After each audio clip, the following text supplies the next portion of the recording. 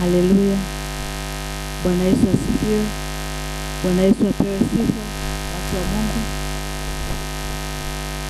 kama nilivyokusha kujitambulisha, naitwa Mwalimu Deborah Charles. Leo tena ni siku njema, nije niwaletee neno la Mungu.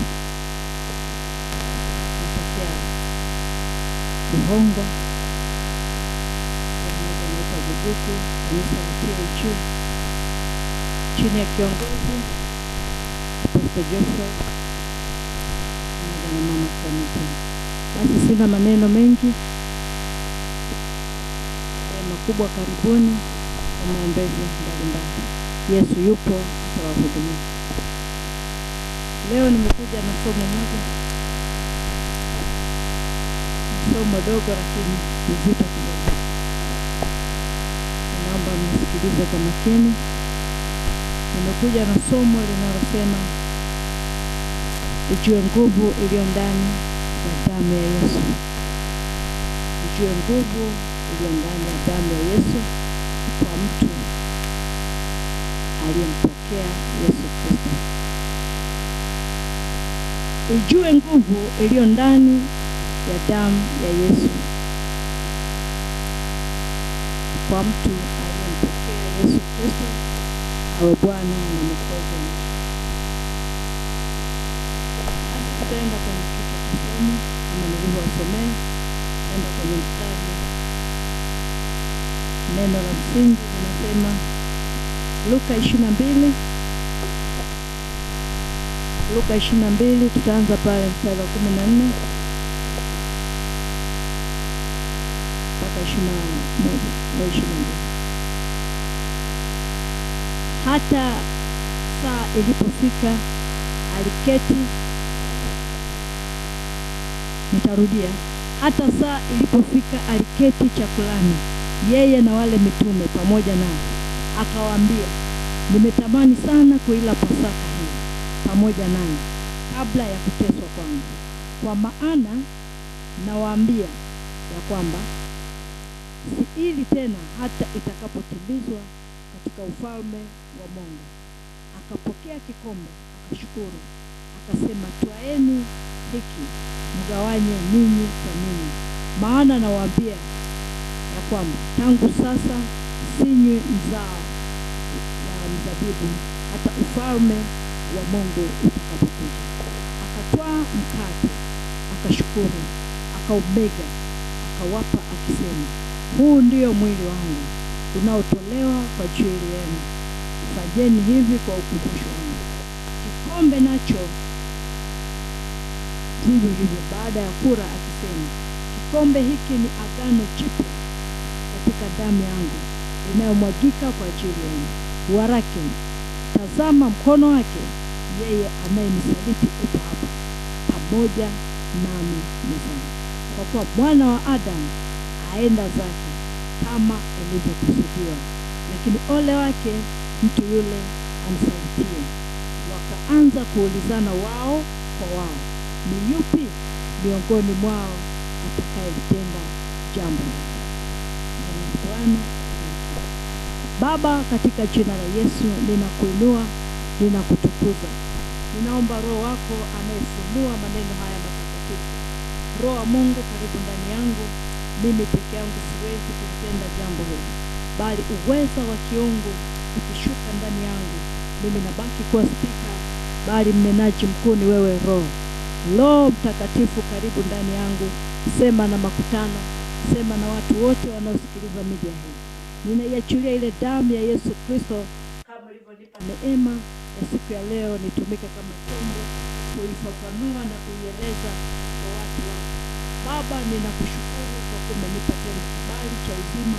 Ninaomba unipe mafunuo, nipe neno la hekima.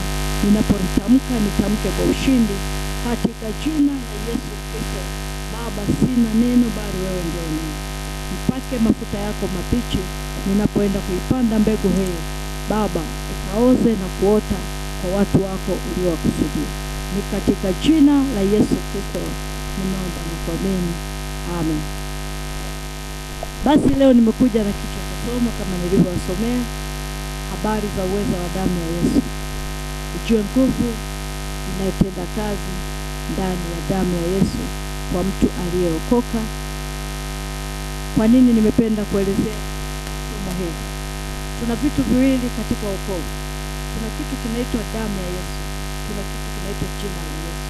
Vitu viwili hivi ni mapacha, lakini kuna kitu kimoja kimezidi kuliko kitu kingine, kitu kinachoitwa uweza wa damu ya Yesu.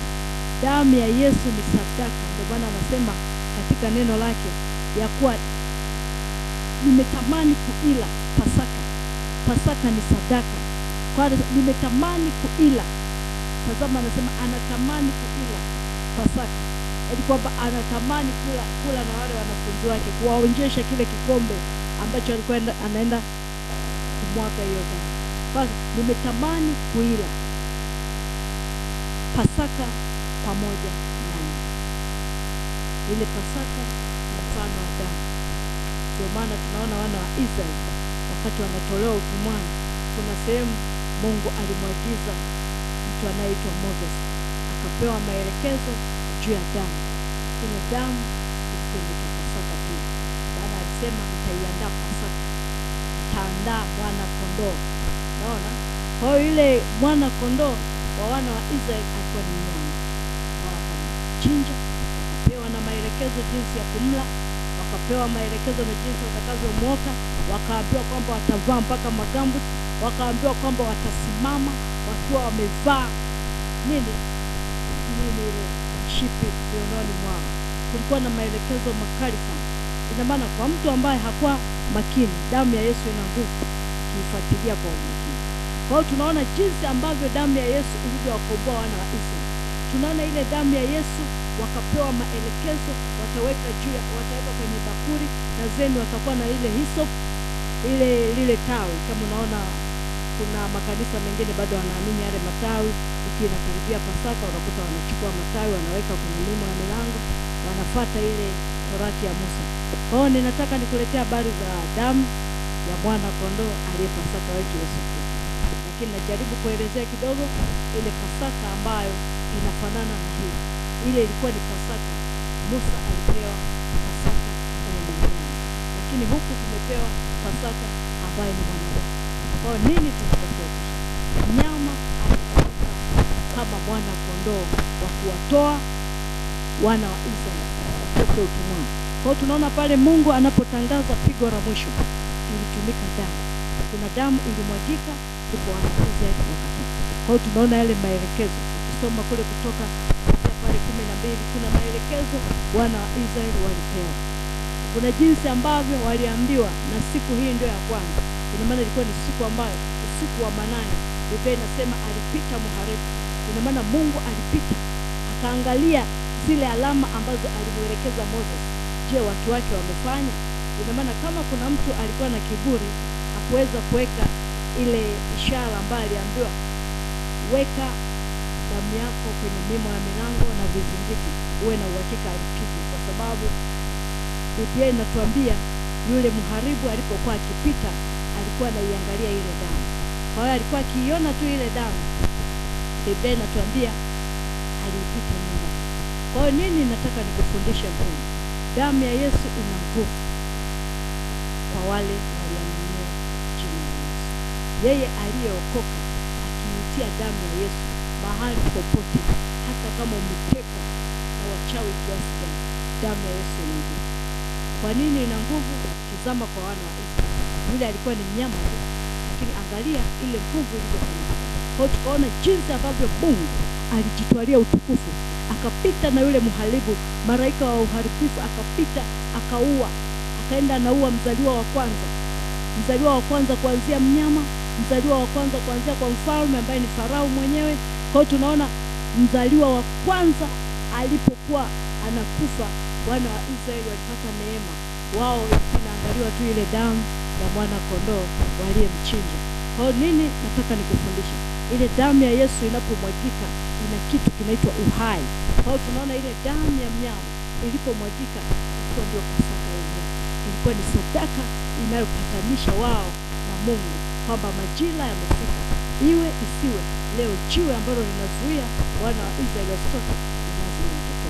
sababu Biblia inasema ya kuwa alisema liko pigo la mwisho.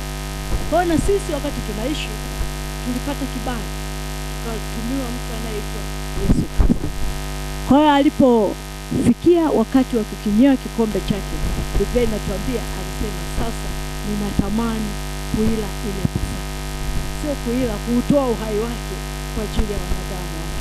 Kwa hiyo Biblia inatuambia kwamba alitamani kuila pamoja na wanafunzi wake.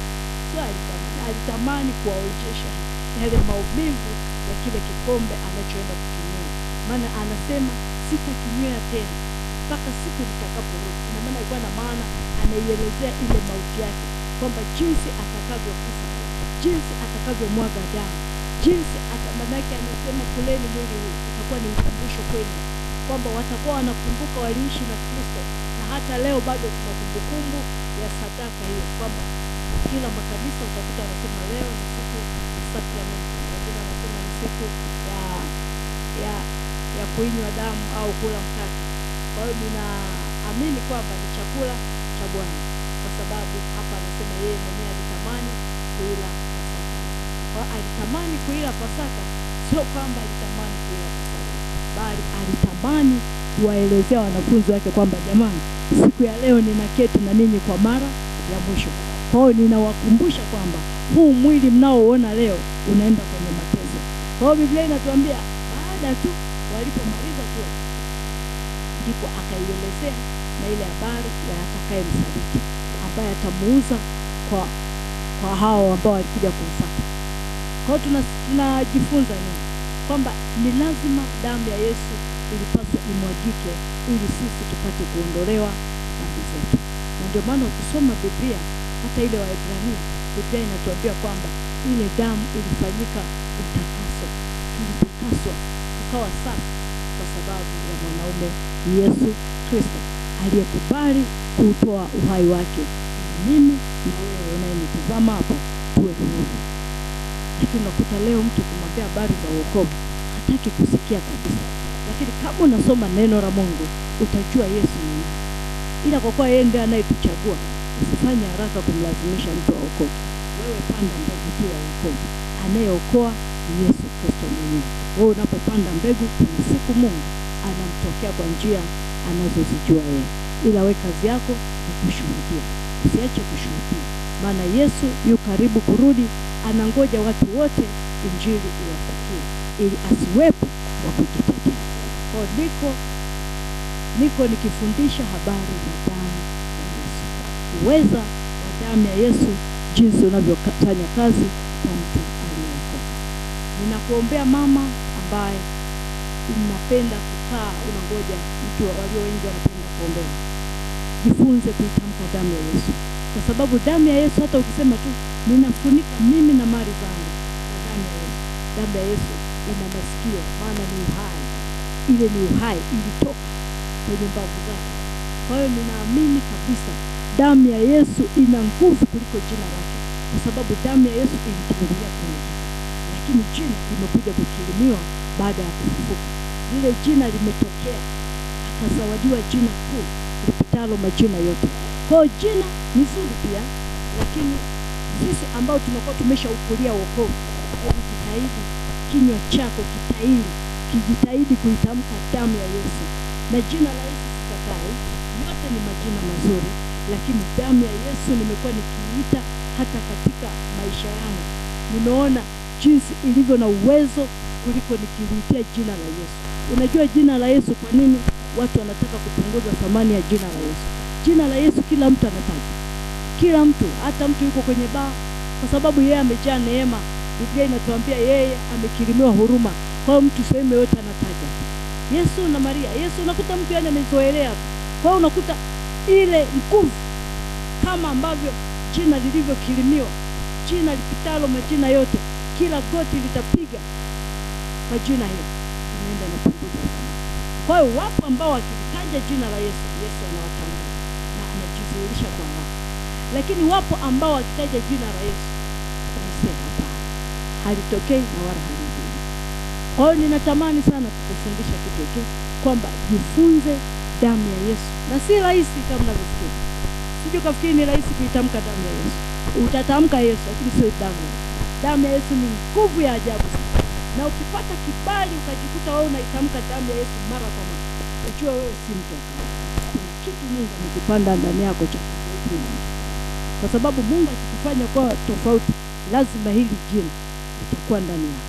Na damu ya Yesu itakuwa ni nyepesi kuitamka. Tumeona tukishuhudia watu na tukiwasalisha sala ya toba, ukianza kumwambia kwa damu ya Yesu, kimya kinakuwa kama bubu. Hawezi kutamka. Tamka kwa damu ya Yesu, ninakataa dhambi. Unakuta amebaki ila dhambi ataitamka. Lakini ile damu ya Yesu imekuwa ni kigugumizi, kwa sababu ni uweza upitao uweza wa damu zote za Mungu. Ni damu iliyomwagika kwenye mwili wa mwanadamu. Kwa hiyo kama ni damu iliyotoka kwa mwanadamu, ina maana ni uhai. Ndio maana anasema ni nani mwenye upendo kama Yesu Kristo? Yeye alitoa kwa hiari, hakulazimishwa, hakuwa na shuruti, ila alitamani kuila Pasaka. Alitamani kujitoa kwa sadaka yetu. Ndio maana anasema nimetamani kuila Pasaka. Si hana maana alitamani kwenda kumwaga damu kwa ajili yetu. Na ndio maana aliwaelezea hapa wanafunzi wamekaa faragha kwenye chakula cha mwisho. Biblia inatuambia hata saa ilipofika aliketi chakulani, yeye na wale mitume pamoja nao, akawaambia nimetamani sana kuila Pasaka pamoja nao. Akawaambia nimetamani sana kuila Pasaka pamoja nanyi kabla ya kufufuka. Alikuwa anaielezea ile mauti, alikuwa anaelezea kile kikombe anachokiendea, kwamba Mungu wake anasema ukiendelea kusoma hapo chini anawaelezea kwamba akawaambia kwamba siili tena hata itakapotimizwa katika ufalme wa Mungu. Unaona, anaitamani Pasaka, anasema haili tena, yaani kwamba ile mauti haitarudia tena. Alikufa mara moja, akafufuka, akapaa mbinguni. Ndio maana hiyo kwamba siili tena Pasaka. Kwa hiyo alitamani sikio kula nao na ilikuwa ndio mwisho. Lakini wanafunzi sijui kama walielewa, kwa sababu wao walikaa naye wakamchukulia kawaida. Lakini baada ya muda wakashangaa, ghafla anapata mzigo wa kwenda kuomba. Ghafla wote wakaanza kukimbiana. Yule ambaye amekusudiwa kusaliti ndo anatoka sasa, anaenda kutafuta lile kundi kwenda kumuuza Yesu kwa vipande 30. Lakini tunaona jinsi mtu aliye na haki ameenda kumuuza vipande 30, lakini ikamgharimu. Anatamani sasa achukue ile 30 arudishe tena kwa wale ambao wamemnunua Yesu, na wao wakasema haitawezekana, kwa sababu lazima maandiko yapate kutimia. Kwa nini nakufundisha mtu wa Mungu? Jifunze kuielewa damu ya Yesu. Nini maana ya damu ya Yesu? Damu ya Yesu ni ishara ya upendo wa Mungu kwa wanadamu wake, na ni msingi wa wokovu wetu. Damu ya Yesu ni ishara ya upendo. Yaani Yesu Kristo ndiye alikubali kuja kumwaga damu yake. Hakuna mtu mwingine. Hakuna aliyekubali kufa kwa ajili ya sisi watenda dhambi. Hapana. Ni Yesu Kristo peke yake alikubali kumwaga damu yake ili mimi na wewe tuwe huru. Ili mimi na wewe tuweze kuuendea msalaba bila hila. Maana wenzetu walikuwa wanauendea msalaba kwa njia ya wanyama. Wao wanafungwa, ndio unakuta mtu mwingine huko anaenda aliyetakasika. Lakini sasa hivi tuna damu ya Yesu tu. Unaomba, unatubu, na kwa sifa za damu ya Yesu, kitu cha kwanza inatutakasa. Inatusafisha ili tuwe safi mbele za Mungu. Kitu cha pili, ili tupatanisha sisi tuliokuwa mbali na uso wa Mungu, akatupatanisha. Kwa Yesu Kristo alikibomoa kile kiambaza kilichokuwa kinatutenganisha kati ya sisi na Mungu wetu. Maana ile dhambi ya Eva na Adam ilisababisha sisi kuchukiwa na Mungu, lakini Mungu kwa huruma zake akaamua kumtoa mwanae Yesu Kristo ili aje kutufia msalabani, ili mimi na wewe tuondolewe dhambi ambazo zilikuwa zikitutesa. Kwa sasa tuko huru kuungama muda wowote na saa yoyote. Mtu yoyote unayeona kwamba nimekosa, nimefanyaje? Kuna watu wanasema wanapenda kujihukumu. Hivi kweli mimi nimetoa mimba miaka mingi, nina mimba kama 5 zinalia, nikitubu kweli Mungu atanipokea? Yesu yupo, alimwaga damu kwa ajili ya wewe uliyetoa mimba, anakupokea. Kuna dhambi isiyosameheka mbele za Mungu. Kuna mwingine anasema mimi ni jambazi, nimeshindikana, nimepora mali za watu, nimepiga risasi watu wengi. Hivi kweli Yesu Kristo anaweza kunipokea? Mpendo, Yesu Kristo si kama mwanadamu. Yesu Kristo ana upendo wa ajabu. Ndio maana yeye mwenyewe anaitwa ni upendo. Anasema ni nani mwenye upendo kama Yesu Kristo, akautoa uhai wake. Kwa hiyo ninakupa shauri siku ya leo unayesikiliza injili, pokea Yesu Kristo akufutie dhambi zako zote, ili hii neema ninayoelezea kwa habari za damu ya Yesu na wewe uwe mhanga wa kuitumia, kwa sababu damu ya Yesu inaenda kwa aliyeokoka, aliyemwamini Yesu Kristo kwa Bwana na Mwokozi wa maisha yako. Hivi umeacha ukali, ukaingia mtu mpya. Wewe ndio una uwezo wa kutamka damu ya Yesu. Lakini hata ambaye yuko nje, kuna watu wana neema huko, unakuta anatamka damu ya Yesu, anatamka jina la Yesu, na Yesu ni mwaminifu. Baada yeye ni wa wote, kwa Myunani na asiye Myunani. Lakini uliyookoka wewe unaitwa, unajua baba anapokuwa na watoto katika malango yake, wapo wale aliowazaa akawatoa duniani, na wapo wale ambao mtoto wa shangazi na mjomba kwa nani wote atawapenda, lakini aliyemtoa kiunoni mwake kuna tofauti kidogo. Ndivyo alivyo na baba yetu. Sisi alituita wana, maana tumefanana naye. Alituita wana, alitupa hiyo neema ya uwana. Kwa nini? Kwa sababu tunafanana naye. Kama uamini, muulize Petro. Petro alipomkana Yesu Kristo, kuna jinsi waliomuona walimwambia, mbona hata kutembea yako kama Petro, mbona hata ongea yako. Kwa hiyo Yesu Kristo tunavyomkubali, ana jinsi anavyotutengeneza, ana jinsi anavyotuimarisha. Kwa hiyo tunakuwa ni watu wengine. Jana nilikuwa naelezea habari za Samson, kwamba akaachwa akawa mtu. Kumbe Mungu anapotuokoa huwa anatutenga, tunakuwa watu wengine, ila hatujitambui. Sisi tunajiona ni watu. Kwa akija kutoa huo uzuri, tunabaki watu. Tunaanza kushangaa. Kama zamani kwa nikikemea tu, huyu yako ni utakuja bila. Lakini sasa hivi unakemea wewe mpaka jasho linatoka. Ukiwa na uwezo wa Mungu, ukitamka damu ya Yesu mara moja, yaani inakuwa inafanana na kile kishindo cha wakoma. Waulize wale wakoma ambao walisema tutaenda by force by power. Hiki kishindo ambacho Mungu atakisikizisha, Washami lazima wakimbie. Kwa uwezo wa Mungu ulio ndani ya damu ya Yesu unafananishwa kama kile kishindo cha wakoma. Ina maana ukitamka mara moja, uwe na uhakika kama shetani alikuwa amezoea kukuonea, akisikia damu ya Yesu, pema utakuja kunipa majibu siku moja. Kwa sababu damu ya Yesu nimeidhihirisha hata mimi mwenyewe ninayekuhubiri. Kuna siku alikuwa akiumwa mtoto wangu manane, mtoto amechemka homa ambayo hata sikujua. Nikaomba kwa jina la Yesu sana, nikakemea kwa kiwango ambacho kwa kadri Mungu alivyonipa neema. Bwana anasema kila mtu ana roho wake anavyotenda kazi ndani. Niliomba, hapana, homa ipo tu. Hapana, dondani sikuona. Lakini nilipoanza kutubu, unaona toba inakufungulia mlango wa kusema na Mungu. Nikatubu, kwenye kutubu lazima utajikuta umeitamka damu ya mwana kondoo. Kwa hiyo nikatamka damu ya Yesu, nisafishe. Ninatubu kwa ajili ya baba wa familia, ninatubu kwa ajili yangu, ninatubu. Nikaanza kutubu, ghafla nikaona ile homa inashuka. Nilipogeuka kwenye dressing table nikaona paka mweusi amekaa. Kwa Mungu nilipokuambia anaudhihirisha kwenye damu ya Yesu. Kwa hiyo damu ya Yesu iliweza kufunua hadi kilichosababisha mtoto kabisa. Lakini wakati natamka tu na kemea kwa jina la Yesu na katai homa, sikuona udhihirisho. Kwa hiyo nimependa kukupa ushuhuda kwa sababu hata mimi ni muhanga wa damu ya Yesu. Sehemu nyingi sana nimeitumia damu ya Yesu katika toba, katika kuomba tu Bwana nisafishe, naona Mungu anajifunua.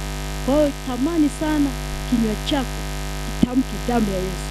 Jina la Yesu, unajua Biblia imesema Roho Mtakatifu ukimkufuru hata kusamehe, lakini Yesu ndio maana watu wengi hata mtu anakuta amelewa lakini anatamka Yesu.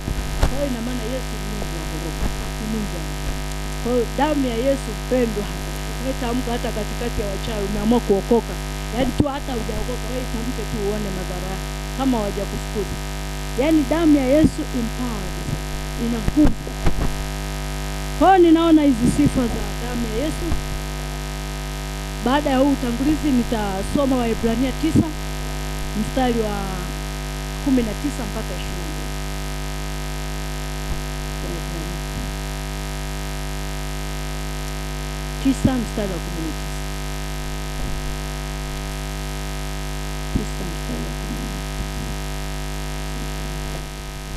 Basi nitasoma, maana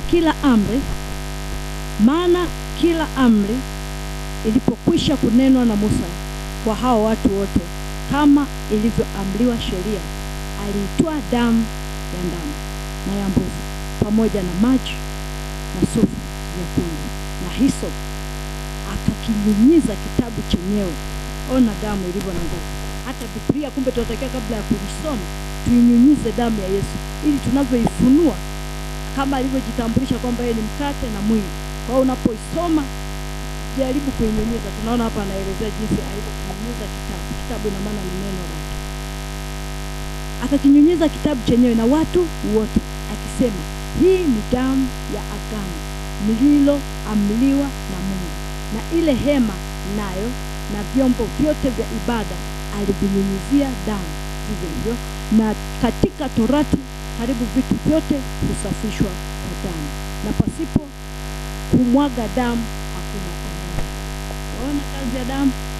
Kwa kumbe hata ondoleo la dhambi ni damu ndio ilifanya ondoleo. Ina maana asingekubali mwanaume Yesu Kristo kupita kwenye msalaba, ingekuwa imekula kwetu, kwa sababu tunaona katikati ya kikombe kila ilivyokuwa na bishara ya Mungu, anasema ikiwezekana kikombe hiki kiniepuke. Ina maana damu isingemwagika. Lakini Mungu kwa kuwa ni baba yake alijua akimhurumia hapa atuvuni matunda ambayo tunataka. Kwa hiyo tunaona mbingu ilinyamaza. Biblia inatuambia mbingu ilinyamaza, baba yake akanyamaza, kukawa na ukimya. Ndipo Yesu Kristo akabadilisha, akasema, ikikupendeza kikombe hiki mapenzi yako yatimie, si kama mimi nitakavyo. Kwa hiyo ina maana mapenzi yake yatimie, akakubali kukinywea. Alipokubali tu kukinywea, Mungu akamtia nguvu. Naona Mungu alivyo. Mungu akamtia nguvu, akamteremshia mtu anayeitwa malaika Moses pamoja na Elia. Wale waliposhuka wakamtia nguvu.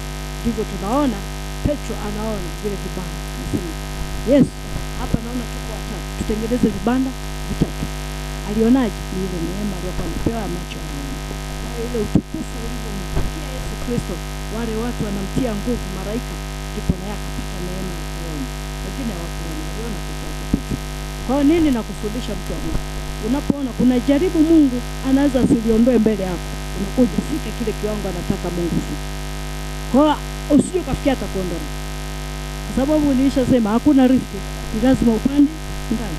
Kwa kama unataka kupita lift, ujue kabisa atakurudisha ili upande tu. Kwa hiyo tunamwona Yesu Kristo alitaka kupumzishwa, lakini Mungu akanyamaza. Malaika mpaka alipokikubali kikombe. Ndipo tunaona anaomba kwa mzigo mkubwa. Baada ya kutokewa na Moses na Elia, tunaona Biblia inatuambia ndipo akaomba mpaka matone ya damu yakadondoka chini. Naona baada ya kutii. Ina maana alikuwa anataka akipata nini? Mwili alioumbiwa ule ni mwanadamu. Kwa mwili kawaida unapingana na roho. Kwa akasema natamani kupita kwenye kikombe, lakini mwili huu ulio na roho ilazi, lakini mwili ndio unanigomea kupita kwenye msalaba. Ashukuriwe Mungu kwa sababu hakumuonyesha upendo muda huo, alinyamaza. Kwa tunaona Roho Mtakatifu alipotii akinywea kikombe. Tunaona mbingu, malaika wanashuka, wanamweleza jinsi ambavyo kikombe atakavyokinywea. Kwa hiyo ninapenda kusema damu ya Yesu singemwagika, ina maana tusingekuwa na huu ushindi. Kwa hiyo damu ya Yesu ni ushindi pia. Pasipo damu ya Yesu hatuwezi kushinda. Damu ya Yesu inatushindia vita. Ndio maana ukiona umechoka kuomba, wewe sema tu damu ya Yesu, nenda kanipigania vita. Kapigane mwenyewe. Itume damu ya Yesu, itia damu ya Yesu nyumbani unayependa kuomba. Kuna watu wanakuwa na malalamiko sana kwenye kuomba. Mungu anataka maneno machache tu. Tamka neno lake. Maneno ukiweka mengi ya kibinadamu, unachokiomba kinaweza kisivirike. Lakini ukiwa na maneno ya neno lake, hata kama utakosea, Roho Mtakatifu ataenda anasaisha na litatokea lile unaloomba. Lakini unaomba hakuna cha kutamka damu. Wewe kazi yako ni kusema tazama Bwana, leo sijala, watoto wangu wamelala njaa. Yeye anajua, ameruhusu ili kesho atukuzwe. Wewe unaanza kulalamika. Mwisho wa siku upokee kila ambacho Mungu anataka. Ulize wana wa Israeli, kuna sehemu walilalamika, Mungu akakasirika. Akasema watu hawa watanidharau hata lini. Kumbe Mungu tunapolalamika anakasirika. Kwa hiyo tujifunze kuitamka damu ya Yesu Kristo. Damu ya Yesu Kristo, damu ya Yesu Kristo inakupa ushindi. Damu ya Yesu Kristo inakutengenezea mazingira ambayo ulikuwa hauna. Kuna kitu kitazaliwa ndani ya damu ya Yesu kwako, kwa sababu damu ya Yesu ni uhai. Kwa kama ulikuwa unaumwa, umechoka huko kitandani, jaribu tu kuitamka damu ya Yesu, hata kama ni kwa sauti ya mbali sana. Yesu ni mwaminifu. Utashangaa ghafla umekuwa mtu mwingine. Kwa hiyo nimependa kueleza damu ya Yesu, na hapa kama alivyoelezea, kwa maana mstari wa 21 na anasema na ile hema nayo na vyombo vyote vya ibada alivinyunyizia damu. Vivyo hivyo na katika Torati karibu vitu vyote husafishwa kwa damu. Pasipo kumwaga damu au kumbe pasipo damu ya Yesu kumwagika, tusingekuwa na urithi huu tunaojivunia leo. Tunabaki tunasema kupitia damu ya Yesu tuna urithi. Kwa hiyo sisi tunarithi zile baraka za baba yetu Ibrahim kupitia damu ya mwana kondoo. Bila hiyo damu ya mwana kondoo Yesu Kristo, leo tusingekuwa na hivi tunavyojisifu. Tunajisifu kwa sababu kuna mwanaume alikubali kumwaga damu yake. Alipoimwaga ile damu, tunaona maajabu mengi yalitokea. Giza nene likatokea. Yaani damu ya Yesu ina nguvu. Tunaona na pazia la hekalu likapasuka. Lile pazia la hekalu lilipasuka kwa nini? Kwa sababu moja tu. Ili lile ndio lililotusababisha sisi leo tuwe na uhuru. Ina maana damu ya Yesu imetuweka huru. Kwa nini? Pazia la hekalu lilipopasuka, mpaka leo hatuna muda kubeba tena eti mwana kondoo unampeleka ili aende akakusafishie dhambi zako. Anaenda na chinja huko.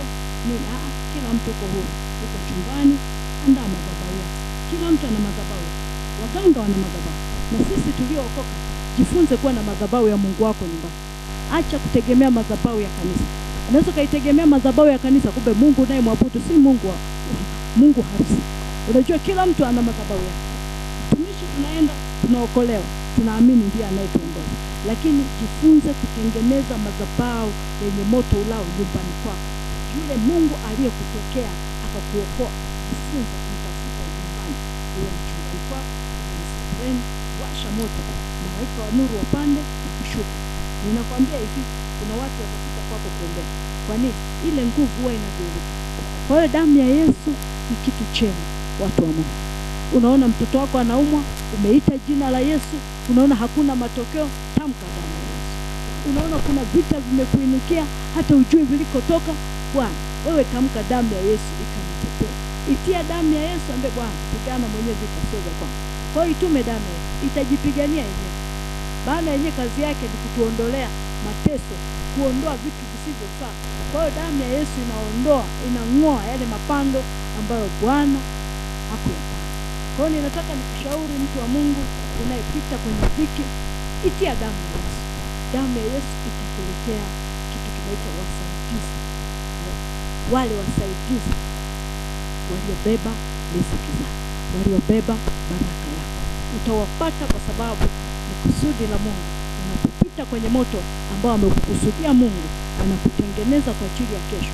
Uwe na uhakika atakuibulia watu watakao kusaidia. Hawezi kukuacha kama ulivyo. Kwa damu ya Yesu nimesema pia ni ushindi. Damu ya Yesu inatuondolea mauti, kwa sababu yuko Yesu Kristo ambaye alikufa akafufuka. Kwa hiyo na sisi tunajivunia naye. Tunapofika hatua ya mwisho, tunaitia damu ya Yesu. Ninafunga kinywa cha mauti. Huna nguvu juu yangu. Ninatamka kwa damu ya Yesu Kristo. Funga, ukishafunga uwe na uhakika umefunga. Maana watu wao waamini ule ufunguo. Ule ufunguo ambao alipewa Petro, uwe na uhakika ni kweli. Hata wewe uliyookoka, kama natembea katika mapenzi ya Kristo, uwe na uhakika ukiitia tu ufunguo unafanya kazi. ule ufunguo unaosema utafunga mabaya na kufungua mazuri. Kwa hiyo nimetamani kuelezea hii damu ya Yesu inaondoa mauti, damu ya Yesu inatupatanisha na Baba yetu aliye mbinguni. Damu ya Yesu pia inasafisha kama hapa tunavyoona.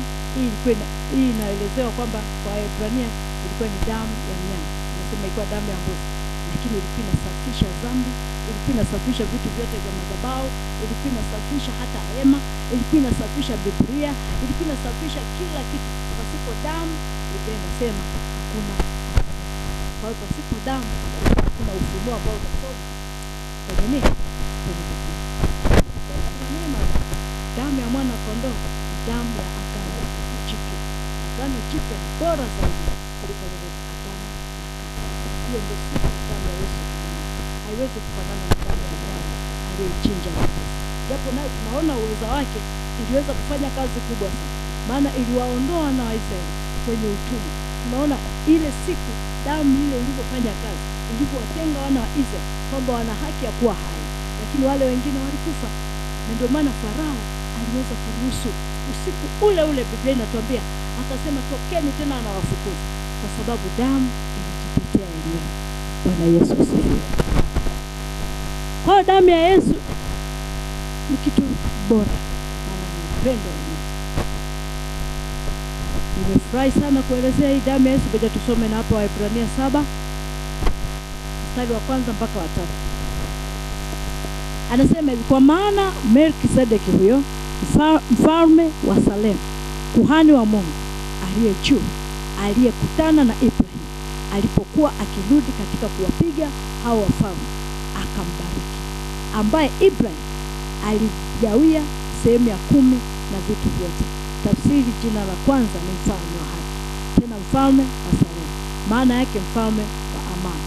Hana baba, hana mama, hana mwanzo wala mwisho siku zake, wala mwisho wa uhai wake, bali amefananishwa na mwana wa Mungu, huyo hadumu kuhani wa milele. Ndio maana tunaona Melkisedeki alipojifunua kwa baba yetu Ibrahim, kuna jinsi alivyojifunua. Wakati baba yetu Ibrahim ametoka kupigana vile vita pale Kedolaoma, tunaona pale kwenye bonde la Shawa anakutana na mtu anaitwa Melkisedeki. Tazama hapa Waebrania 7 anamuelezea Melkisedeki. Alikuwa ni mtu asiye na wazazi, alikuwa ni mtu asiyeeleweka, lakini hana mwanzo wala mwisho. Alifananishwa na kuhani mkuu ambaye ni Yesu Kristo. Na ndio maana alivyojifunua agano lake kwa mara ya kwanza, alijifunua kwa mkate na divai. Tunaona alimkabidhi baba yetu Ibrahim mkate na divai, alafu na baba yetu Ibrahim akamkabidhi sehemu ya 10 ya vitu vyote. Tukizaliwa somo la zaka. Zaka ilikuwa haijulikani. Baba yetu Ibrahim, Mungu alivyojifunua kwa mara ya kwanza kwamba yeye ndiye ufunuo wa Yesu Kristo, akaamua kuachilia agano la wokovu. Kwa hiyo wokovu ulianzia kwa baba yetu Ibrahim. Wokovu watu walikuwa hawajui kuomba. Ndio maana tunaona hata kwenye mwanzo watu walitoa sadaka, lakini hatuoni kama waliomba. Wao alikuwa tu sisi naona Roho Mtakatifu mwenyewe anatoa sadaka, lakini Mungu aliwasikia. Lakini tazama hapa kwenye Mwanzo 17, anza pale mstari Mwanzo 14, anza pale mstari wa 17 mpaka 20 pale. Anaeleza vizuri sana kwamba ndipo akambariki kwa baraka za juu sana wakati amejifunua kwake kwa mkate na divai. Ina maana zile baraka hakuwa Melkisedeki, alikuwa ni Yesu mwenyewe. Ndio maana alijifunua kwa mkate na divai. Mpendo, ukiwa umeokoka na una jicho la rohoni, kuna jinsi Mungu huwa anajifunua. Ukilala kama uko ndani ya Kristo, Mungu anajifunua kwa mkate na divai. Unategemea amekuita au wewe umeokoka tu bora siku ziende. Kuna kuokoka bora siku ziende, na kuna kuokoka kujitoa dhabihu. Biblia inasema jitoeni miili yenu kwa dhabihu takatifu mbele ya Kristo.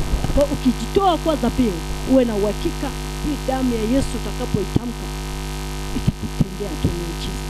Haiwezi kunyamaza, kwa sababu damu ya Yesu ina ushirika na Yesu mwenyewe. Kwa hapa tunaona jinsi anavyosema hana mwanzo wala mwisho. Kwa alijifunua kwa mkate na divai, kwa sababu ndio vyakula rasmi vya kiagano.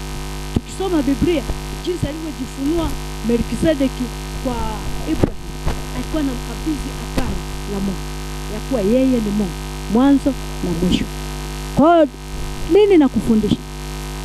Mkate na divai ni vyakula rasmi vya kiagano kwa mtu uliokoka. Ili usilisi zile baraka, ni lazima uijue damu yake. Pasipo kumwagika damu hakuna ondoleo la dhambi. Hilo ni neno la Mungu linasema, sio dhehebu. Kwa hiyo ninakufundisha siku ya leo mpendwa, jifunze kuitumia damu ya Yesu, itakuletea matokeo. Unaona ndoa yako haiko vizuri, tamka damu ya Yesu, itakuletea matunda mazuri. Maana tumeona damu ya Yesu ilikuwa na uwezo wa kutupatanisha wanadamu wote na Mungu. Sasa utashindwa kukupatanisha kweli na mwenzi wako? Inakupatanisha. Damu ya Yesu inaleta amani. Damu ya Yesu inaondoa dhambi. Ndio maana mtu yeyote unaenda unatubu, unauendea tu msalaba. Naambia Bwana, sina mimi ni mcha, naomba msamaha.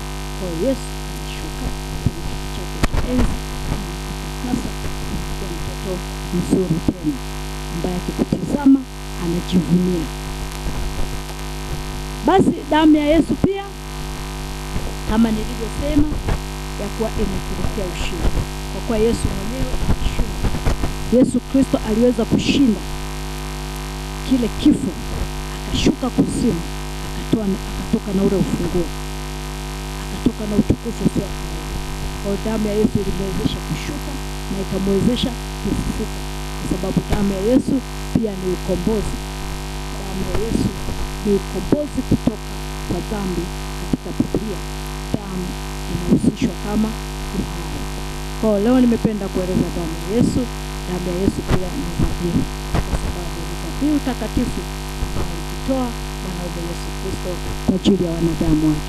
Hakuna kitu chema kama damu ya Yesu. Leo nimependa kufundisha somo hili. Wote mnaonisikiliza, sijui mnapita kwenye changamoto gani, itia damu ya Yesu, itakusaidia. Itia damu ya Yesu kwenye malango yako. Itia damu ya Yesu watoto unaona hawaelewi. Wewe tamka damu ya Yesu, itakusaidia. Maana hakuna kitu chenye nguvu kama damu ya Yesu. Kwa maana walipole wanaimba wimbo mmoja, imo nguvu ndani ya damu ya Yesu. Wanapenda sana wimbo. Kwa hiyo imo nguvu kwenye damu ya Yesu. Nilipenda kufundisha damu ya Yesu. Pasipo damu ya Yesu kuna ondoleo la dhambi. Pasipo damu ya Yesu hakuna ushindi. Pasipo damu ya Yesu hakuna utakaso. Pasipo damu ya Yesu hakuna kufufuka. Pasipo damu ya Yesu vitu vyako vitakuwa ni vitu vya kufa. Pasipo damu ya Yesu biashara haziwezi kusimama. Pasipo damu ya Yesu wamama wanajua damu ina sababu gani.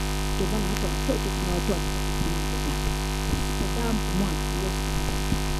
Kwa nini? Ni mbegu takatifu. Kwa hiyo ninapenda kukueleza damu ya Yesu ina nguvu kuliko damu za wanyama. Kwa hiyo nimependa kueleza, nimeeleza habari za Moses, jinsi alivyomchinja yule mnyama anayeitwa kondoo, akamtengeneza vizuri, akapewa maelekezo, akaweza kuweka ishara kwenye milango yake, jinsi vile alivyopewa maelekezo. Lakini tunaona waliweza kupona, mauti haikuwa meza, wakamezwa wana wa Misri kwa sababu wao hawakuwa na maelekezo yote juu ya Mungu wao. Kwa hiyo nini na kufundisha? Tamani kuijua damu ya Yesu na uwezo wake utendao kazi, kwa sababu ukiijua hautaonewa na wachawi, hautaonewa na waganga wa kienyeji. Utaita jina lako. Kama wewe umezoea kuomba, unaitamka damu ya Yesu, kwa sababu damu ya Yesu ni moto. Damu ya Yesu ni jina lenyewe la Yesu Kristo, maana ndiye aliyekufa kufanyika kwa baraka kwa sisi. Leo tunajivunia jina lake. Basi kwa hayo machache tunafika mwisho wa kipindi chako. Asanteni kwa kusikiliza. Mungu aliye juu awabariki. Ngoja tuombe. Baba, katika jina la Yesu ninakuinua, ninakutukuza. Asante kwa kunipa nguvu na uwezo. Umenipa neema ya kufanyika kwa chombo kiteule muda huu na saa hii niweze kuelezea damu ya Yesu. Bwana, tumesoma maneno mengi, lakini tunatamani watu tuliowapelekea hii injili waweze kujua uwezo wa damu ya Yesu. Damu ya Yesu ina nguvu. Damu ya Yesu inakuondolea dhambi. Nimeeleza damu ya Yesu ina vitu vingi vingi. Kwa hiyo nimeweza kutofautisha damu ya mwana kondoo ambaye alichinja Moses. Ile ilikuwa ni damu ambayo ni sadaka pia, lakini ilikuwa ni sadaka ambayo ilikuwa ni nyama. Lakini sasa hivi tuna damu ya Yesu ambayo ni sadaka pia, lakini ni mwanadamu kuja kutupatanisha na Mungu mwenyewe. Basi tunaomba Mungu wetu na Baba yetu, usipokee sadaka hizi za neno lako tulilolinena saa hii. Baba, kupitia neno lako tulilolinena muda huu na saa hii, tunaomba utuondolee dhambi, mimi pamoja na wanaonisikiliza. Baba, wasamehe. Baba, tazama, umesema mwenyewe katika damu yako ndiko tunaondolea dhambi. Kumbe hakuna kitu kingine kinachotuondolea dhambi bali ni damu ya Yesu pekee. Ninakuinua Mwokozi, ninakufunua kama ulivyo katika neno lako, katika jina la Yesu Kristo. Mbegu hii niliyoitoa majira haya ikadondoke kwenye udongo mzuri. Baba, mimi sijui nimesema na nani, lakini yeyote ambaye ataisikia neno hili ikawe sababu ya kufunguliwa kwake.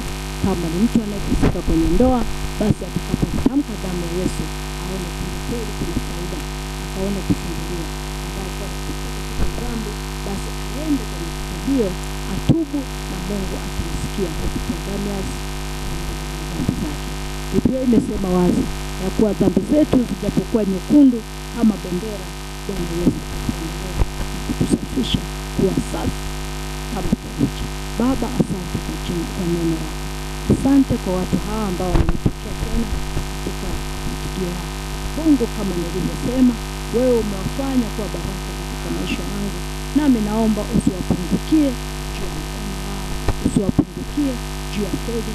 Wainulie watu ambao Mungu wanaweza kufanya sawasawa na vile wao wanavyowaza. Katika jina la Yesu ninafuta roho za matatizo, ninafuta mashambulizi ya kila namna. Katika jina la Yesu Kristo ninaomba na kuomba, katika jina la Baba na la Mwana na la Roho.